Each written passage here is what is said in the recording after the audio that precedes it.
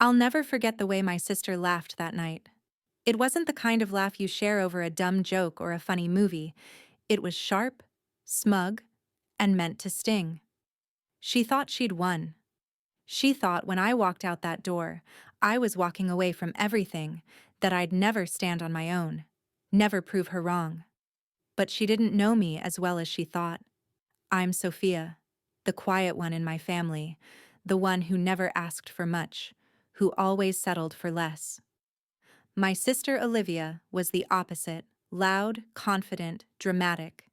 She had a way of making everything orbit around her, even me. Our parents adored her, relatives praised her, and I was always the shadow.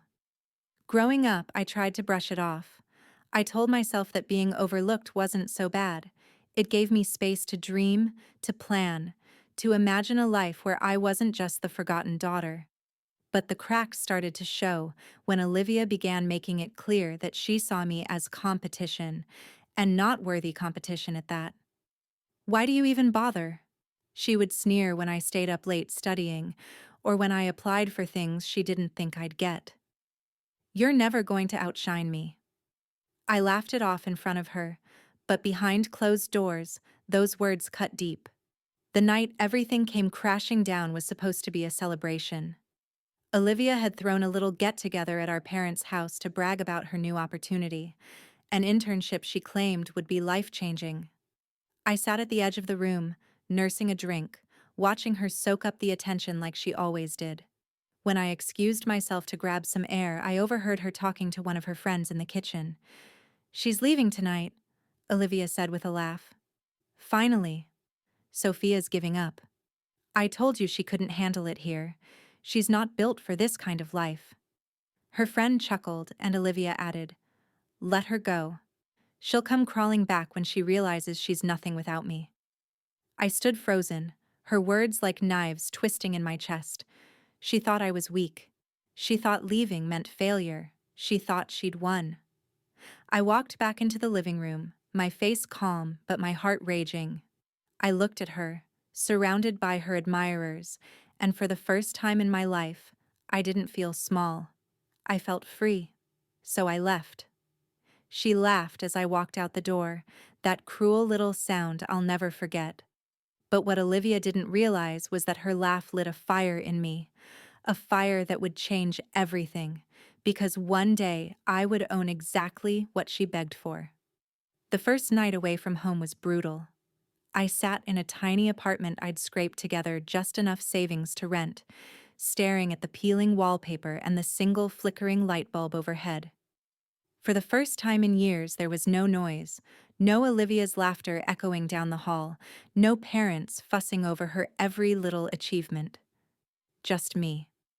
And the silence. At first, that silence felt heavy, like it might crush me. I cried into my pillow, wondering if maybe she was right. Maybe I wasn't built for this. But then something inside me shifted.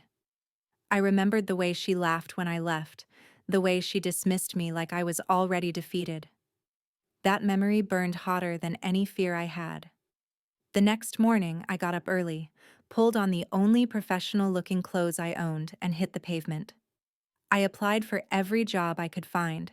Cafes, bookstores, small offices. Most turned me away. Some didn't even look at me twice. I came home with blistered feet and an empty stomach, but I also came home with a strange sense of determination. Days turned into weeks.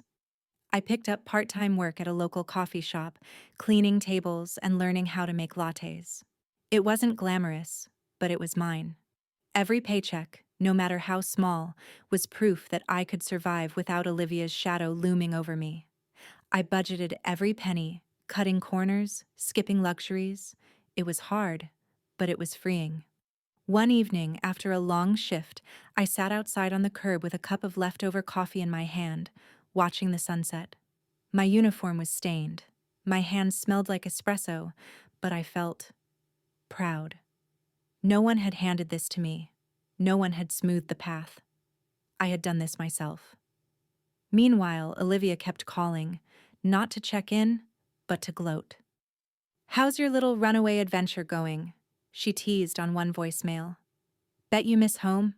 Bet you miss mom doing your laundry. You'll be back soon. I give it a month I didn't call back. Her words still stung, but now they pushed me harder. Every insult was fuel. Every smug laugh was another reason to keep going. And then came the opportunity that would change everything. A customer at the coffee shop noticed how quick I was at handling orders, how polite I stayed even during rush hours. She struck up a conversation and asked about my life. For once, I didn't downplay myself. I told her honestly, I'd left home, I was starting fresh, and I was determined to build something for myself. Her name was Clara, and she worked at a small startup company that needed an assistant. "You've got grit," she said, handing me her card. "Call me. People like you, people who don't quit when things get tough, we need that." I held that card like it was gold. That night, Olivia's words echoed in my head again. She'll come crawling back. But as I stared at Clara's card, hope blooming in my chest, I realized I wasn't crawling back to anyone. I was moving forward. I stared at Clara's business card for days before finally picking up the phone. My hands shook as I dialed the number, half convinced she'd forgotten me or that I'd imagined her kindness. But when she answered, her voice was warm and steady. "Sophia, I was hoping you'd call. Can you come in tomorrow?" The next morning, I put on my neatest clothes, smoothed my hair, and showed up at Clara's office. It wasn't some massive skyscraper downtown. It was a modest space tucked between a laundromat and a bookstore. But when I stepped inside, I felt something I hadn't felt in a long time. Possibility. The interview wasn't formal.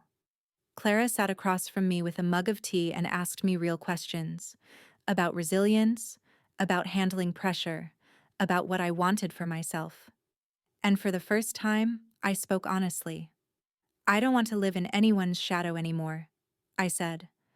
"I want to build something of my own." Clara smiled. "That's exactly what we're looking for." She hired me on the spot. The work was tough.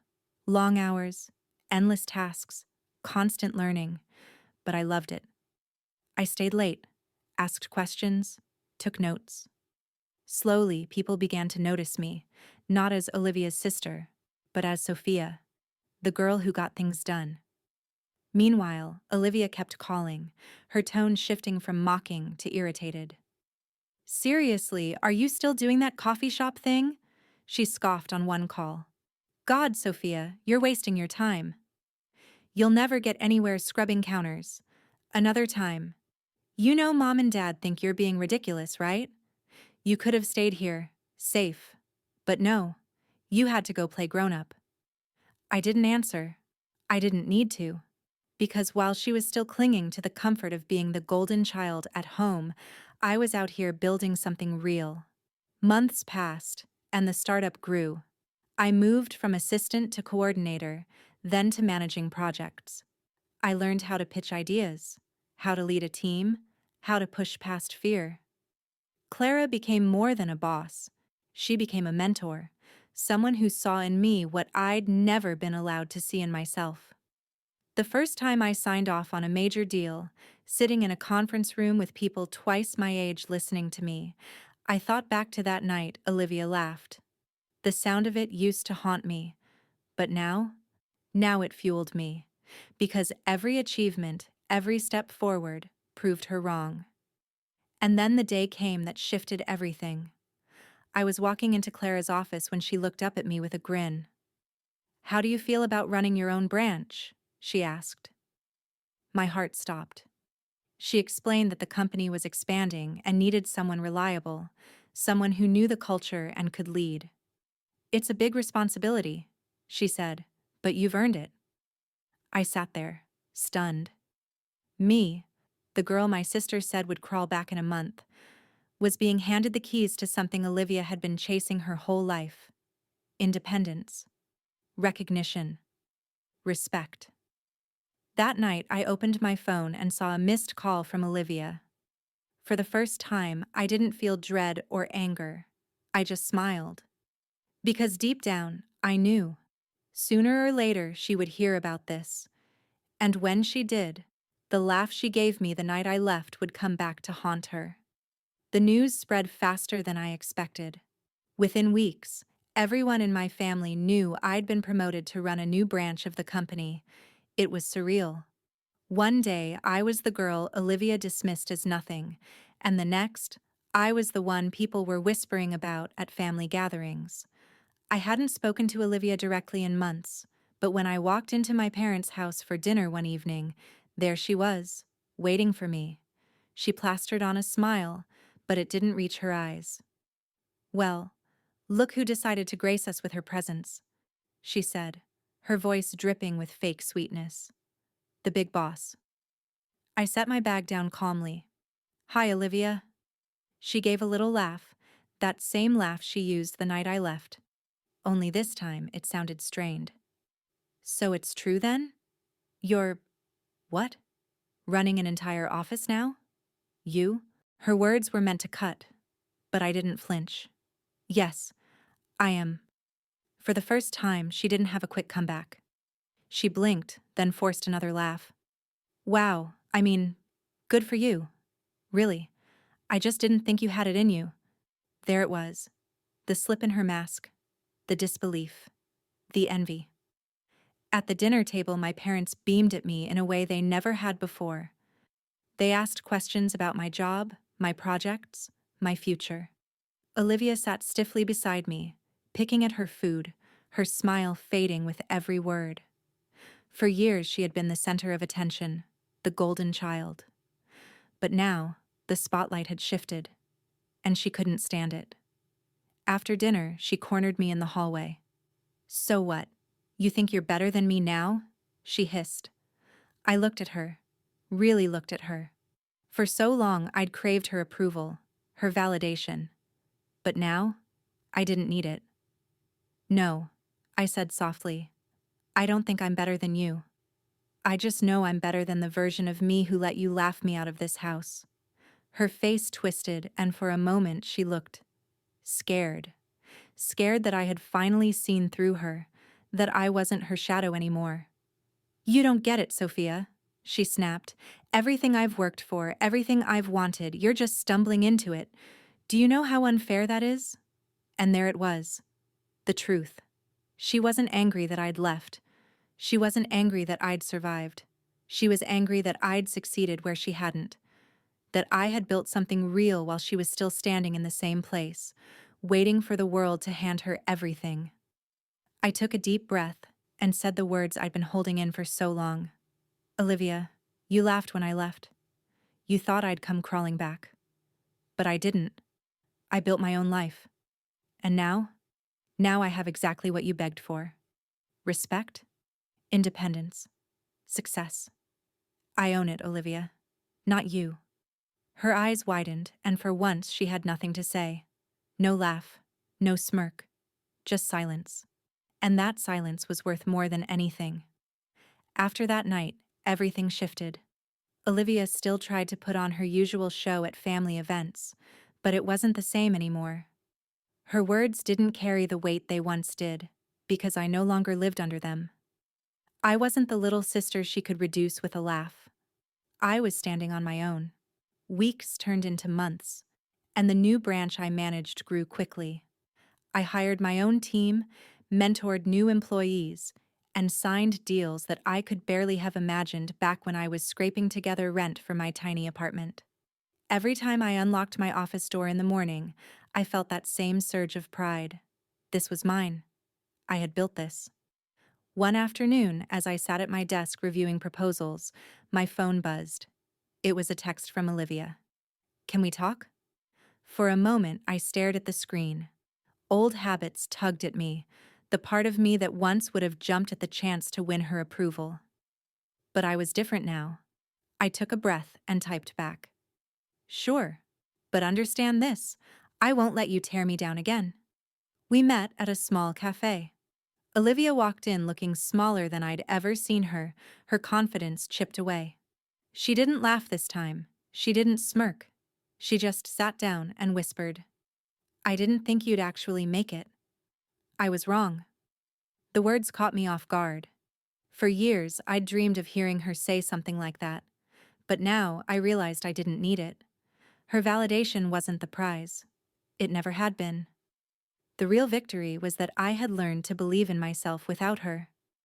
"I don't need your apology," I said gently, "but I hope one day you'll stop seeing me as your competition. Because I was never trying to beat you. I was just trying to find myself."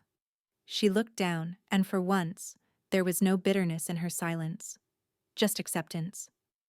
When I walked out of that cafe, the air felt lighter. The girl who left home with nothing but determination had become a woman who owned her life, and the very things her sister once mocked her for chasing. Olivia had laughed when I left. But now I owned the respect, the independence, and the success she had begged for. And the best part was, I didn't need her laugh anymore. I had my own.